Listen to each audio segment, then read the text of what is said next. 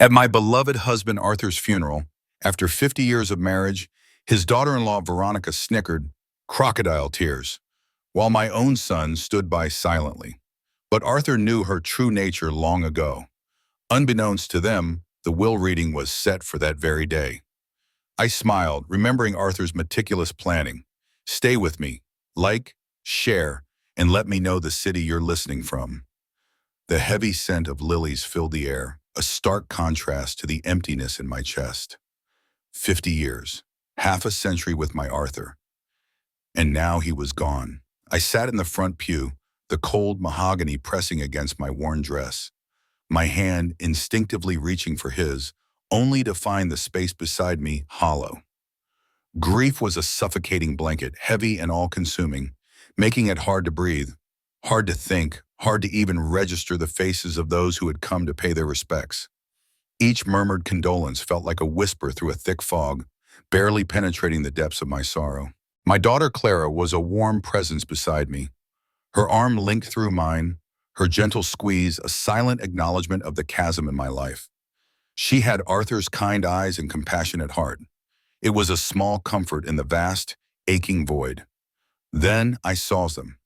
My son David entered, his arm possessively around Veronica, his wife.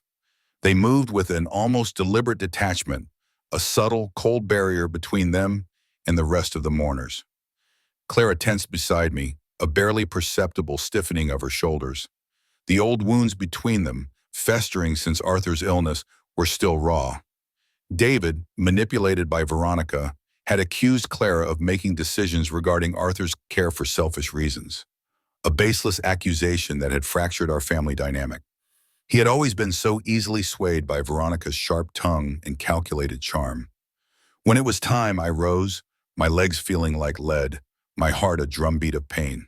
I walked to the podium, the eulogy clutched in my trembling hands. This was my last chance to speak of the man who was my world, my anchor, my greatest love. My voice, though thick with emotion, resonated with the unwavering love I felt. I spoke of Arthur's quiet strength, his unwavering integrity, our shared laughter, and the silent understanding that had bound us together through every joy and every sorrow. I spoke of a partnership, a true meeting of souls that had enriched my life beyond measure. Tears streamed freely down my face, an honest outpouring of loss. As I returned to my seat, a hush fell over the room. I caught a glimpse of Veronica. She leaned in conspiratorially to the woman next to her, a sneer twisting her carefully made-up face. I saw her lips move, forming words I never expected to hear, words that cut through my grief like a shard of ice. Look at those crocodile tears. She shouldn't even be crying. The world seemed to tilt, my breath hitched. Crocodile tears? After 50 years? My heart, already shattered by loss, splintered further under the weight of her cruelty. The words, so casually delivered, were a public execution of my pain, a blatant dismissal of my lifetime of devotion to Arthur. I froze, the raw injustice of it all momentarily eclipsing my sorrow. I looked at David, searching for any flicker of indignation, any sign that he would defend his own mother against such a barley attack. But his gaze was fixed straight ahead, an impenetrable mask of indifference. His silence was a betrayal, a deeper cut than Veronica's venomous whisper. It confirmed what I already knew. Veronica had him completely under her spell. In that moment of profound hurt, a different kind of resolve solidified within me. Arthur had always been meticulous, planning every detail, leaving nothing to chance. Even years ago, when David had first introduced Veronica, Arthur had looked at me, a flicker of concern in his eyes. "There's something about her, Eleanor," he'd whispered later that night. "She's got a calculating glint in her eye. Watch her." He had seen her for what she was long before David was completely blinded by infatuation, allowing her to twist and manipulate him into a version of himself I barely recognized. Unbeknownst to Veronica and David, Arthur, ever the strategist, had orchestrated a final act. The will reading was scheduled immediately after the service, a surprise for everyone, especially for those who thought they knew what was coming. I held on to that secret, a tiny ember of strength in the cold ashes of my grief. As the final blessings were given and the mourners began to disperse, Veronica caught my eye. A smug, triumphant smirk played on her lips as she walked out of the church, her head held high, convinced she had won some invisible battle. She believed she had humiliated me, leaving me utterly broken. But Arthur had known. He had always known. His meticulous mind had anticipated every move, every selfish desire. He had seen the true nature of Veronica from the moment she walked into our lives, a cunning opportunist disguised as a devoted partner. David's blindness, his complete surrender to her manipulation, had only confirmed Arthur's suspicions. A strange, almost ominous feeling settled over me. I knew Arthur hadn't left me alone in this. He had seen this day coming, and I had an unshakable feeling that he had prepared a fitting response to Veronica's malice. The image of Veronica's sneering face at Arthur's funeral faded, replaced by a cascade of memories, each one a piece of the puzzle that was her true nature. It started subtly, almost imperceptibly from the very beginning. I remembered David and Veronica's wedding, a spectacle of excess entirely orchestrated by her. Her demands were endless, a venue that cost a fortune, a dress that sparkled with unnecessary diamonds, a guest list filled with her social connections, many of whom we'd never met. "It's about making a statement, Arthur," she'd explained, her smile brittle. "Not about some quaint family affair." We, Arthur and I, were relegated to the background, our suggestions politely dismissed, our input minimized. She even found ways to subtly belittle our home, our lifestyle, our modest achievements. "Oh, this old thing?" she'd say, picking up an antique vase I cherished. "How charmingly traditional." Soon after David, once a regular presence, began to drift away. Family dinners became less frequent. Calls grew shorter. He'd always have an excuse, delivered with a forced cheerfulness that sounded hollow. "Charity event," he'd say, or crucial business meeting. It wasn't long before the truth became clear. These were Veronica's events, her priorities, her business. She was systematically isolating him, weaving a tight web around him until his world revolved solely around her. Her verbal attacks on Arthur and me were insidious, delivered with a practiced smile that masked their poison. "Mother, you really shouldn't worry about finances so much," she'd once remarked, as if our prudent saving was a character flaw. "David and I are doing quite well. It's good to enjoy your golden years, isn't it, Arthur? Though I suppose some people find comfort in routine." Each comment, seemingly innocuous, chipped away at David's affection for us, planting seeds of doubt and resentment. She painted us as old-fashioned, stingy, perhaps even a burden. Initially, David tried to defend us. "Mom and Dad have always been careful," he'd counter weakly after one of Veronica's subtle jabs. "They worked hard for everything they have." But his defenses grew feebler with each passing month, his desire for peace with Veronica overriding his loyalty to his parents. He'd simply sigh, a weary resignation settling over his features, and nod along with whatever distorted narrative Veronica spun.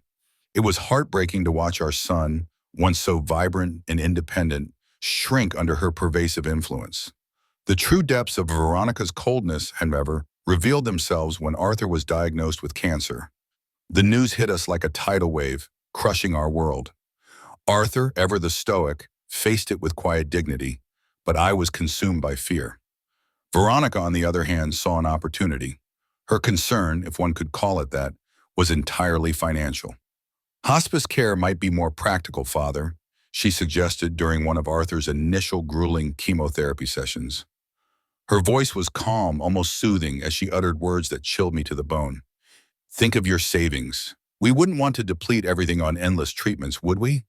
Especially if the outcome isn't promising." Even David looked stunned, a flicker of shock in his eyes. He quickly suppressed it, but I saw it. Veronica, sensing she might have overstepped, quickly recalibrated. "Of course, we want the best for Arthur," she backtracked, her tone suddenly solicitous. "I just worry about Mom. All this stress, it's a lot for her to handle financially. We have to be practical, dear." She twisted her cruelty into a guise of care, a calculated retreat that somehow made her initial suggestion even more vile. To our immense relief, Arthur responded well to the initial treatments. He went into remission, and for a short time, we dared to hope. Veronica's reaction, however, was telling. There was a palpable disappointment in her voice when she heard the news. "Oh, that's good, I suppose," she'd said, her tone lacking any genuine joy.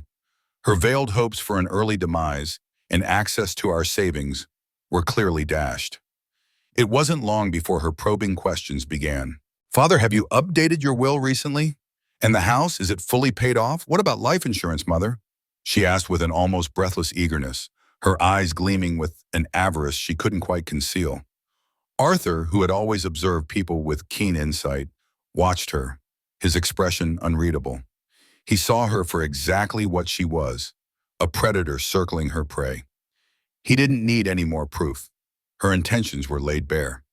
One crisp autumn evening, after one of Veronica's particularly brazen inquiries, Arthur took my hand. "Come to the study, Eleanor," he said, his voice quiet but firm. "I need to make some changes to my will." He sat me down in his favorite leather armchair, the scent of old books and pipe tobacco comforting me. "David is lost," he said, his gaze distant, sorrow etched on his face. "He's completely under her thumb, but he can still be protected. From her." He didn't elaborate, and I didn't press. I trusted Arthur implicitly. Over the next few months, Arthur held several discreet meetings with his attorney.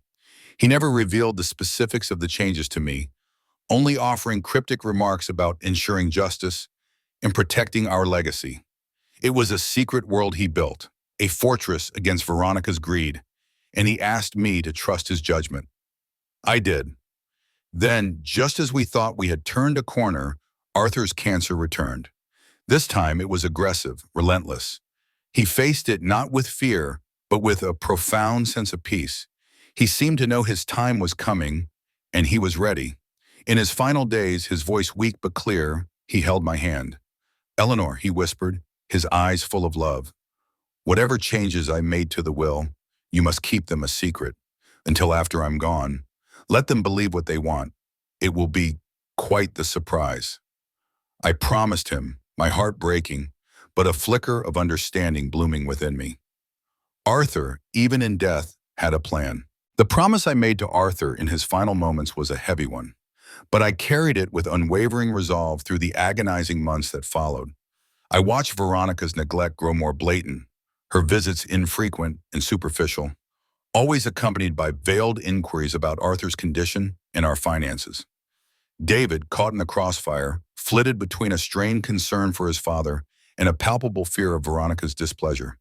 His guilt was a visible burden on his face, a constant shadow in his eyes, but he remained silent, unable to break free from her insidious hold. I endured it all, keeping Arthur's secret close, a quiet strength in my heart amidst the sorrow. Now here we were, gathered in Mr. Harrison's oak-paneled office. The air was thick with unspoken expectations. Clara sat beside me, her hand a warm comfort in mine. Across from us, David sat stiffly, Veronica perched next to him, her posture radiating an almost predatory eagerness. Her eyes kept darting to the grandfather clock on the wall, tapping her manicured fingers impatiently against her knee. She wore a confident, almost triumphant smile, already counting her perceived riches. "We can put it on the market next week," I heard her whisper to David, her voice a low, excited murmur. "That old house is practically prime real estate. Think of the renovations we can do to our place with that profit." David shifted uncomfortably, a flicker of something in his eyes. Was it shame? Regret? A ghost of the son I once knew. It was quickly gone, replaced by his usual placid mask. Mr. Harrison, a man with kind eyes and a solemn demeanor, cleared his throat, commanding the room's attention. "Thank you all for coming." Arthur, in his usual meticulous way, left specific instructions for the reading of his last will and testament. He paused, adjusting his spectacles. He also prepared a personal letter which he asked Mrs. Davies to read aloud before I proceed with the formal document. My heart gave a jolt. A letter from Arthur? My hand trembled slightly as Mr. Harrison handed me a thick, cream-colored envelope. Arthur's elegant, familiar handwriting was scrawled across the front. "For Eleanor, to be read aloud." I took a deep breath, the scent of his memory clinging to the paper. Unfolding it, I could almost hear his voice. I began to read, my voice wavering at first, then gaining strength. My dearest family, the letter began, if you are hearing this, it means I have embarked on my final journey. The decisions outlined in my will were made not in anger or spite, but with clear eyes and a full heart, after much deliberation and observation. I paused, glancing at Veronica. Her triumphant smile had begun to falter, a faint line appearing between her perfectly sculpted brows. David still looked away, avoiding my gaze. I continued, to my beloved Eleanor, my wife, my partner, my unwavering support for 50 beautiful years. Your love was the light of my life, your wisdom my guiding star. You stood by me through every triumph and every challenge, always with grace and strength.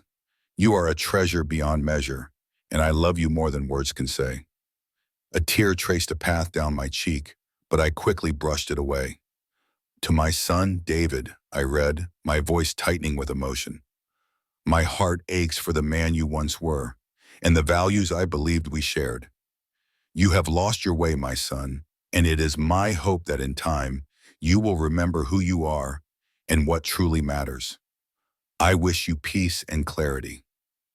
The air in the room grew heavy. Veronica's face was now a mask of confusion, her initial smugness completely gone. David's head was bowed, his shoulders slumped. And to my daughter Clara, I read, turning to her, a soft smile on my face. Your strength, your compassion, and your unwavering support, especially during my illness, were a constant source of comfort. You inherited the best of us, my dear, and I am eternally proud of the woman you have become. Clara squeezed my hand, her eyes glistening. I finished the letter, carefully refolding it, and handed it back to Mr. Harrison. The silence that followed was profound, broken only by the rustle of papers as the attorney picked up the legal document. Now, Mr. Harrison announced, his voice formal, we proceed with the last will and testament of Arthur Davies. He read through the preamble, the legal jargon washing over me, until he reached the distribution of assets. To his beloved wife, Eleanor Davies, he stated clearly, Arthur bequeaths their primary residence, located at 14 Willow Creek Lane, free and clear of all encumbrances. Furthermore, he establishes a trust for her benefit, providing a monthly stipend of $4,000 for the remainder of her life. A quiet gasp escaped Veronica. Her eyes, which had been fixed on Mr. Harrison, flickered to me, then back to him. The house, my home. It was mine, A wave of relief, warm and comforting, washed over me. Arthur had truly protected me. To his daughter, Clara Davies, Mr. Harrison continued, Arthur bequeaths the sum of $100,000 and his entire collection of first edition books, which he held in great esteem. Clara's eyes widened slightly, a look of quiet gratitude on her face. Then came the moment everyone, especially Veronica, was waiting for. To his son, David Davies, Mr. Harrison's voice was steady, Arthur bequeaths the sum of $10,000. The words hung in the air, a final definitive statement. A gasp, loud and incredulous, tore through the silence. It was Veronica. That's it? She shrieked, her voice shrill, her carefully constructed smile vanishing completely, replaced by a look of pure, unadulterated shock and fury. Veronica's shriek echoed in the hushed office, a jarring explosion of rage. $10,000? That's it? Her face, usually so composed, flushed an angry crimson, her eyes wide with disbelief. She looked from Mr. Harrison to David, then to me, as if searching for an explanation, a hidden trick. Her plans for our house, her dreams of lavish renovations, crumbled before her very eyes. Mr. Harrison calmly adjusted his spectacles. Please, Mrs. Davies, allow me to continue. He proceeded with the next item.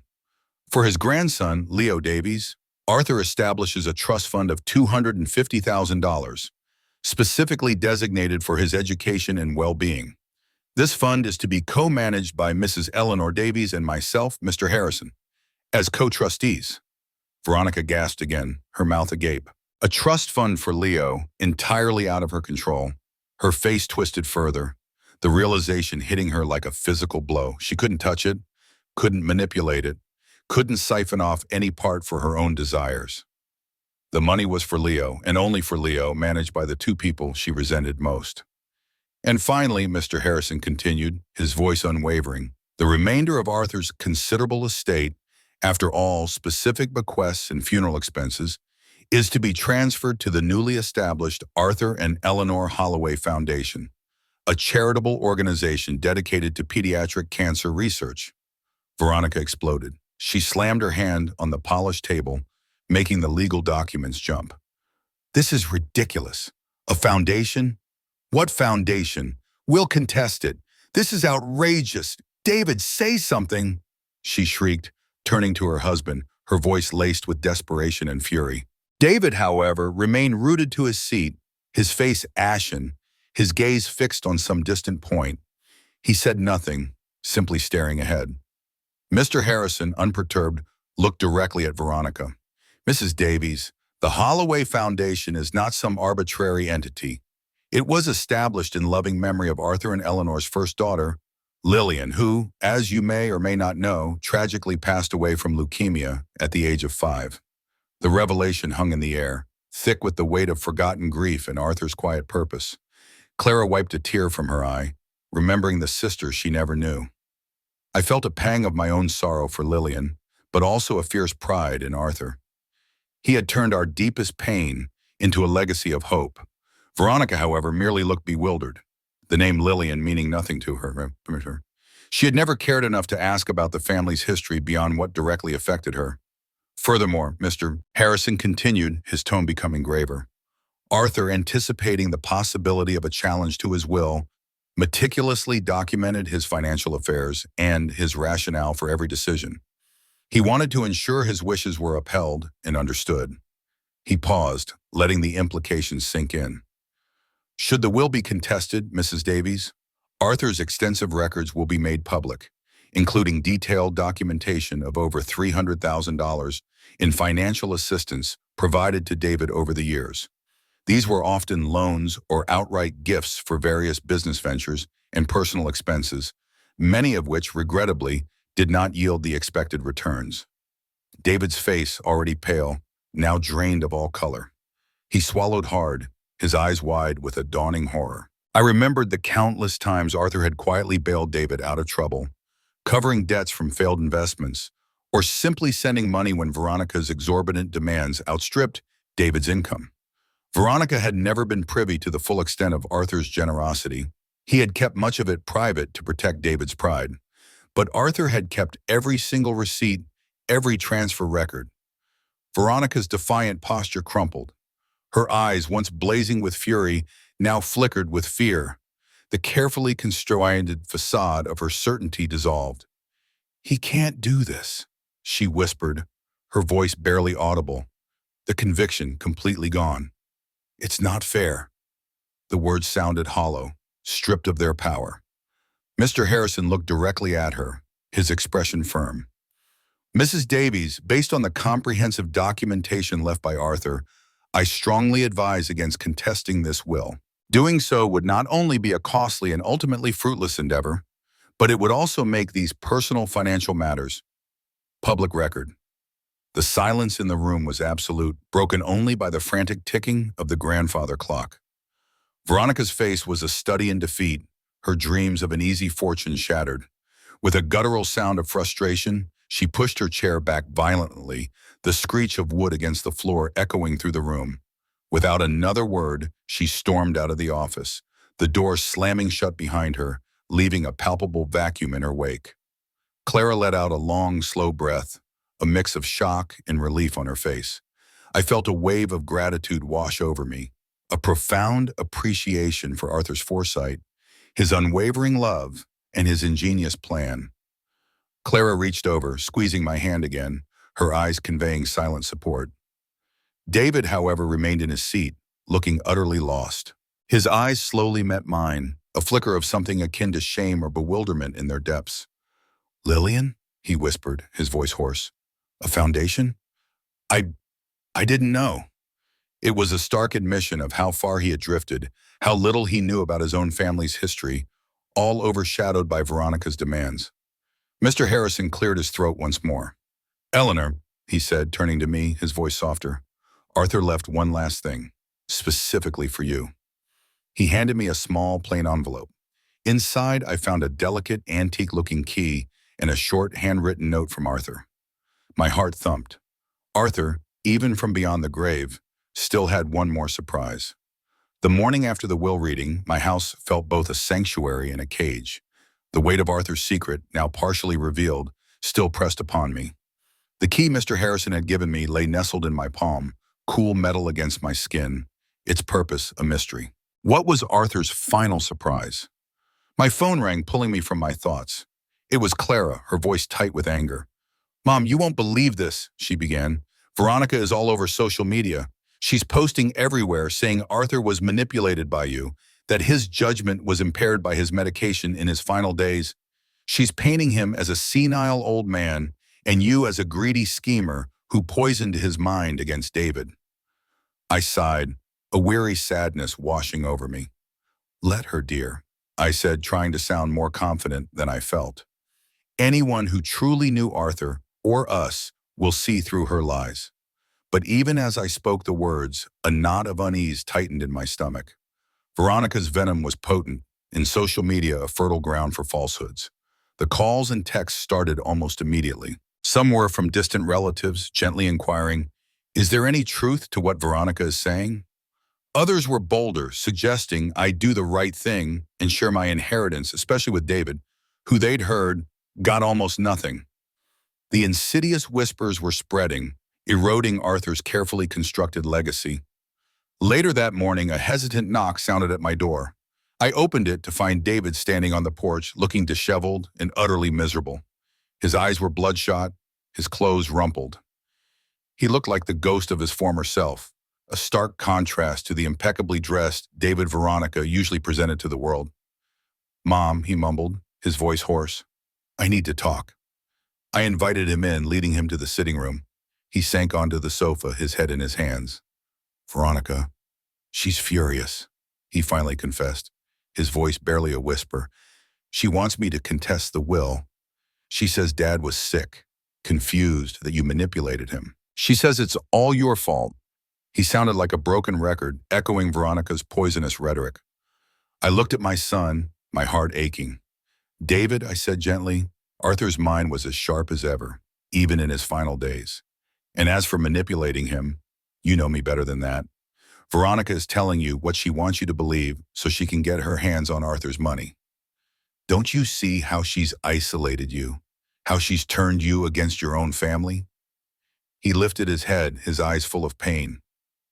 "I know, Mom," he admitted, his voice cracking. "I see it, but I don't know what to do. She's so strong, I can't defy her. It's easier to just go along." His words were a devastating admission of his weakness, his complete surrender to Veronica's control. "If you contest this will, David," I warned him, my voice firm despite the tremor in my heart, "you will destroy whatever remains of our relationship. You will effectively be telling me that your father's final wishes mean nothing, that my grief means nothing, and that Veronica's greed is more important than our family. There will be no coming back from that." He flinched, his shoulders slumping even further. "She's giving me an ultimatum, Mom," he revealed, his voice barely audible. "She says it's her or you." My heart broke for him. He was trapped, a pawn in Veronica's ruthless game. "That's not love, David," I said, my voice thick with emotion. "That's possession. That's control." I paused, then remembered Arthur's cryptic words about David. "Arthur," I said, a sudden thought sparking. "He left something for you, David. Not in the will, but a chance to remember who you really are." I saw a flicker of curiosity in his eyes, but it was quickly extinguished by his despair. Just then, a sleek black car pulled into my driveway. Veronica, she emerged, impeccably dressed, a strained smile plastered on her face. She walked up to the door as if she owned the place, her eyes already scanning the architecture, assessing its market value. "Eleanor, darling," she cooed, sweeping past David and me into the sitting room. "I was so worried about you after that unpleasantness yesterday. I know Arthur's final wishes must have come as quite a shock. He wasn't himself, you know." She turned, her gaze settling on me, devoid of any genuine concern. "It's all so messy, isn't it? But we can fix it. If you join us, Eleanor, if we both contest the will, we can have it overturned. For everyone's benefit, of course. Imagine the money we could all have. Her voice was sweet, but her eyes were hard, calculating. I met her gaze, my own resolve hardening. Veronica, I said, my voice quiet but firm, I know exactly what your intentions are. You don't care about Arthur's wishes, you don't care about David, and you certainly don't care about me. You only care about money. Her smile faltered, her true nature breaking through. David will choose me, she spat, her voice laced with venom. He always does. You'll be alone, Eleanor, just like you deserve. With that, she spun on her heel, David trailing behind her like a lost shadow. That night I dreamt of young Arthur, his hand in mine, walking through a field of wildflowers. Trust me, Eleanor, he said, his smile gentle. I've got this. I woke with a renewed sense of purpose. Later, David's text came. Veronica wants me to move out of state, far away. My heart sank, but I knew what I had to do. Arthur's key, it was time. The antique key, nestled in my palm, felt heavy with purpose. After David's distraught departure, I knew the time had come. I went straight to Arthur's closet, a place of quiet reverence in our home. I ran my hands over the familiar wooden panels, searching, and then my fingers snagged on a barely perceptible seam near the back. Behind a forgotten suit, a small, cleverly disguised safe was built into the wall. I'd never noticed it before. Arthur, ever the man of secrets and meticulous planning. The key slid into the lock with a satisfying click. Inside, a single thick manila envelope awaited me, marked with Arthur's precise handwriting. For Eleanor, to be opened only if necessary. Regarding David. My heart pounded as I pulled out the contents. What I found inside was a devastating tapestry of deception. There were meticulously compiled bank statements and credit card records, detailing David's massive hidden debts, loans from Arthur, extravagant expenditures by Veronica, and transactions I couldn't even fathom. Then my blood ran cold as I saw a series of screenshots.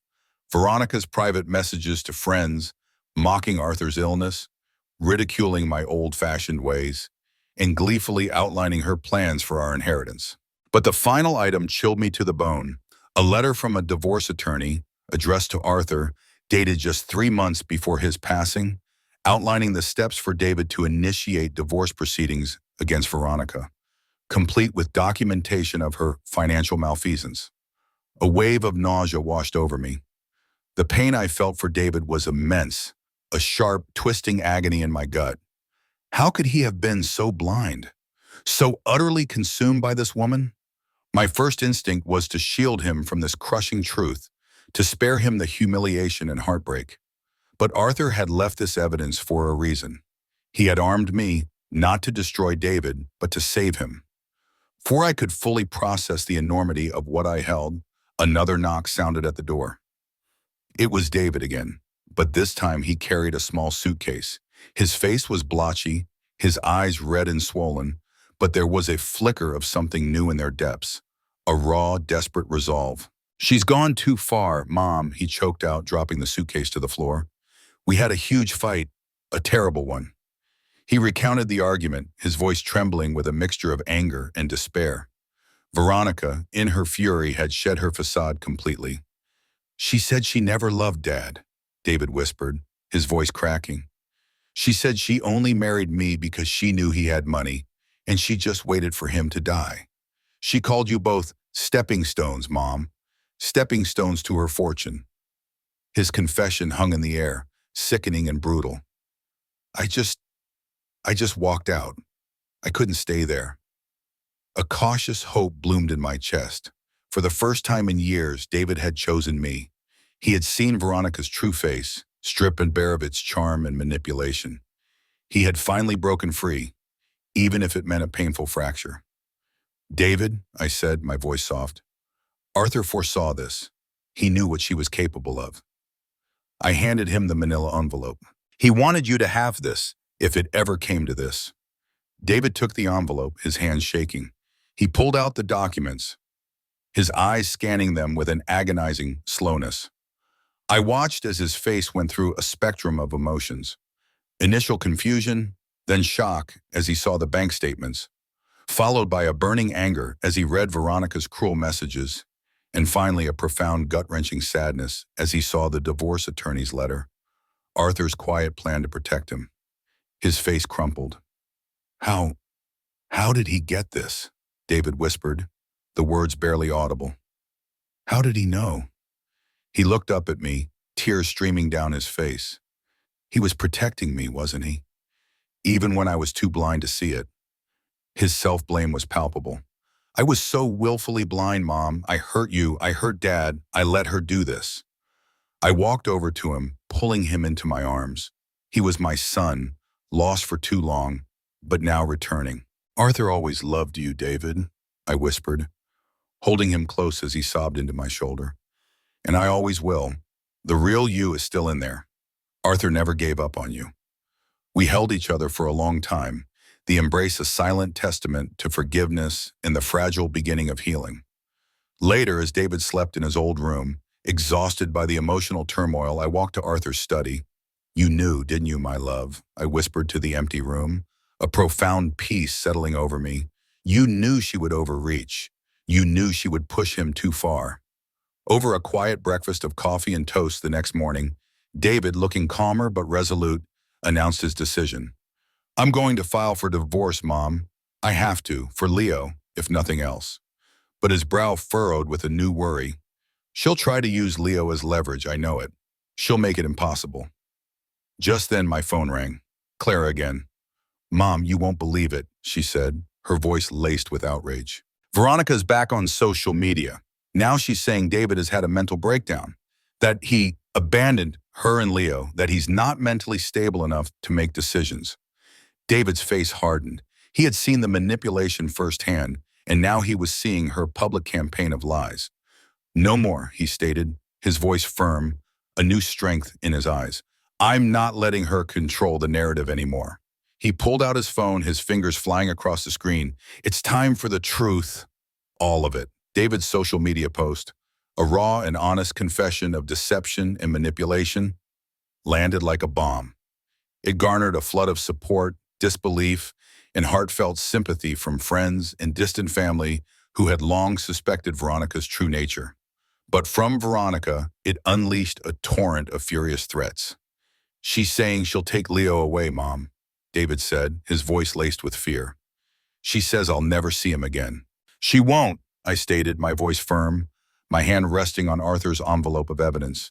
Not now, not with what Arthur prepared for us. I revealed the full extent of Arthur's meticulous planning, the divorce attorney's letter, the carefully documented financial irregularities, the damning screenshots. Arthur had left a roadmap, a way to navigate this treacherous terrain and ensure Veronica's downfall.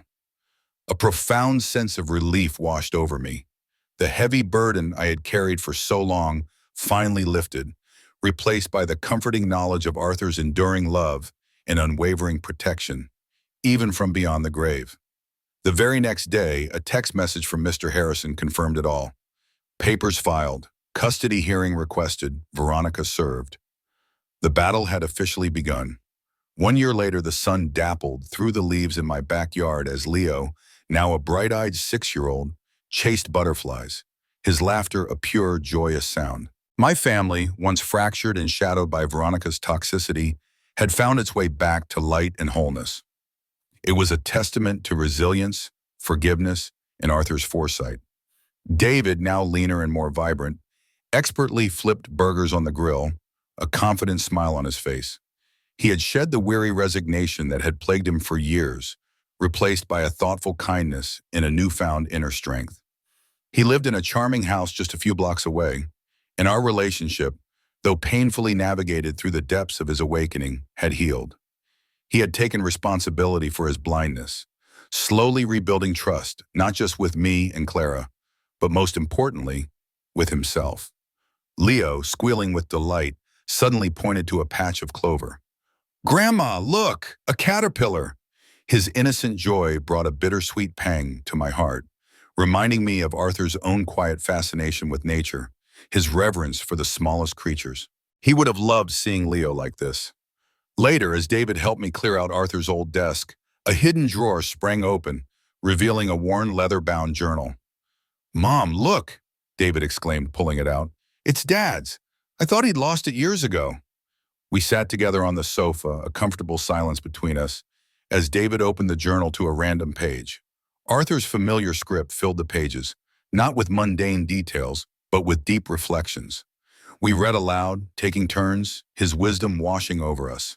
"A real legacy," Arthur had written, "is not measured in dollars or property, but in the values we impart, the lessons we teach, and the love we leave behind in the hearts of those who matter most." As we delved deeper, the entries grew more poignant, more revealing of Arthur's inner turmoil and his carefully laid plans. He wrote of his concern for David, of seeing him trapped in a web of ambition and superficiality, of his heavy heart watching his son drift away. And then an entry that made David gasp. "I must give him a clear path back, a way to see, to understand. It will be painful, but necessary." David choked back a sob, his eyes brimming with tears. "He knew, Mom," he whispered, clutching the journal to his chest. "He knew I was trapped, and he found a way to free me." The years of guilt, the pain of his own blindness, poured out of him. I simply held his hand, assuring him, "He always believed in you, David. He never lost faith that the real you would emerge." My turn came to read the last entry, written just weeks before his death. It was a loving message to me, filled with tenderness and reassurance. "My dearest Eleanor," Arthur had penned, "you are my rock, my love. Trust your strength, trust the process, and trust David. He will find his way. Some branches, no matter how lovingly nurtured, become diseased and must be pruned for the health of the tree." His metaphor for Veronica was clear, his resolve unwavering. That night, Leo, usually tucked into his own bed, appeared at my door. "Grandma," he said, rubbing his eyes, "can I sleep in Grandpa Arthur's special room tonight? I miss him." My heart swelled. Arthur's study, once a place of serious work, was now a sanctuary for his grandson. It was a symbol of continuity, of love transcending loss. As I tucked Leo into the guest bed in the study, David stood beside me. "Thank you, Mom," he said softly, his gaze sweeping around the room. "I can feel him here, his presence." "He's always with us, David," I replied, a profound sense of peace settling over me. He knew exactly what he was doing. Arthur's love, his wisdom, his intricate plan had not only ensured my financial security, but had also guided his son back from the brink, brought healing to our fractured family, and reminded us all that true wealth lies in connection, forgiveness, and enduring love. His legacy was not just money, it was us, whole and together again.